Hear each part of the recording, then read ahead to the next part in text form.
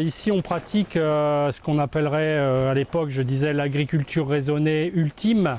C'est-à-dire qu'on met tout en place pour ne pas avoir à traiter. Donc on en est à arriver au bio, pas directement, indirectement, parce que toutes les conditions sont faites pour que les maladies ne rentrent pas dans la serre, pour que les plantes résistent mieux aux maladies, pour que les insectes prédateurs soient équilibrés par des insectes auxiliaires. Alors, favoriser les auxiliaires, c'est justement ne pas intervenir.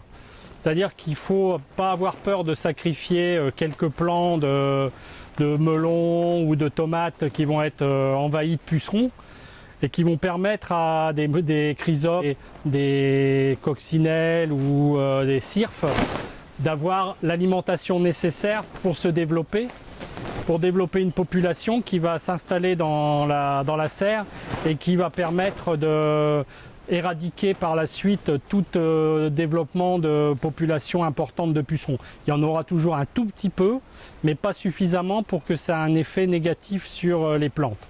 Quant aux maladies, on assèche l'atmosphère, c'est-à-dire que l'arrosage se fait uniquement au niveau des paillages. Dessous, il y a des petits tuyaux avec des goutteurs, donc c'est micro-irrigation, et puis c'est tout.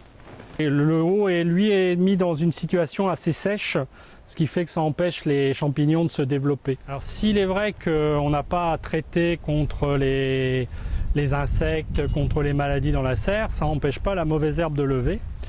Et pour ça, il y a deux solutions. La solution manuelle, où on a le petit pousse-pousse, c'est une sorte de sarcleuse poussée, qui permet, avec des lames qu'on peut changer, de passer au plus près des plantes, et ça nous permet d'éliminer la plus grosse partie des mauvaises herbes qui pourraient lever le long des rangées de tomates ou de carottes ou de pommes de terre. Ce qui fait qu'aujourd'hui, on n'utilise aucun traitement, pas même de bouillie bordelaise à l'intérieur.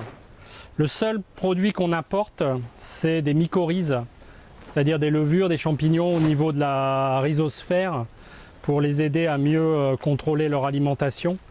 Et sinon, on n'apporte rien à ces plantes.